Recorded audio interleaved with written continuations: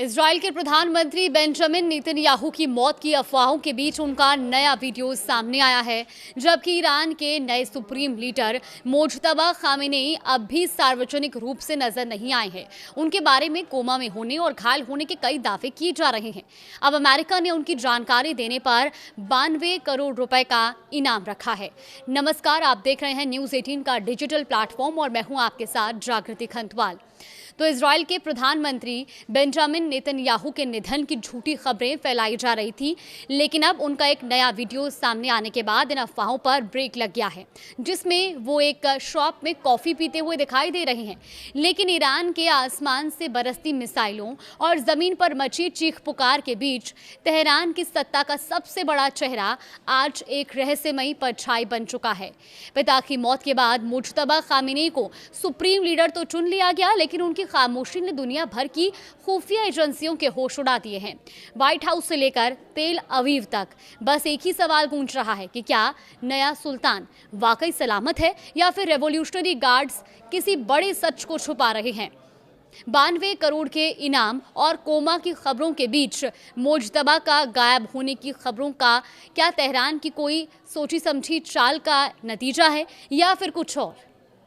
आखिर कहाँ है मुज्तबा खामेनेई? ये सवाल इसलिए भी गहरा गया है क्योंकि मुज्तबा खामेनेई के बारे में कई तरह के दावे सामने आ रहे हैं।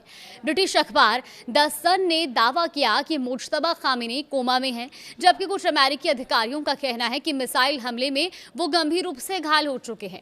अमेरिकी राष्ट्रपति डोनाल्ड ट्रंप भी उनकी हालत को लेकर संदेह जता चुके हैं। अब इसी बीच अमेरिका ने मुज्तबा खामेनेई का सुराग देने वालों को 92 करोड़ रुपए का इनाम घोषित कर दिया है। पद संभालने के बाद के से वो सामने नहीं आए हैं और ऐसे में ये सवाल और भी गंभीर हो जाता है।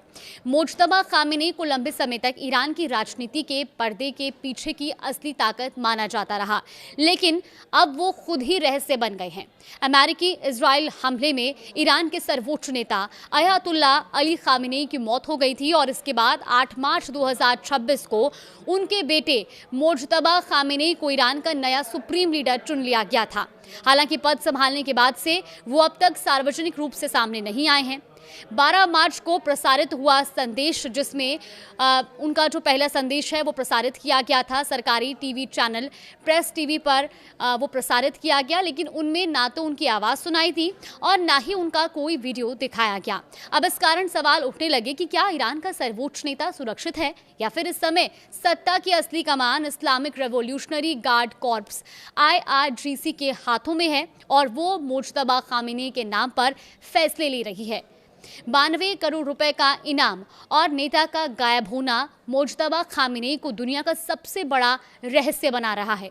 ईरान के सरकारी मीडिया ने स्ट्रेट ऑफ होर्मुज के पास रेवोल्यूशनरी गार्ड्स के युद्धाभ्यास का वीडियो भी जारी किया और इस अभ्यास के दौरान कुछ समय के लिए स्ट्रेट ऑफ होर्मुज को बंद किया गया। वीडियो में IRGC के नौसेना प्रमुख अली रेजा तंगसीरी हेलीकॉप्टर से पूरे अभियान की निगरानी करते दिखाई देते हैं और इसके बाद ईरानी नौसेना की टुकड़ियों ने कुछ जहाज़ों पर मिसाइल से हमला किया।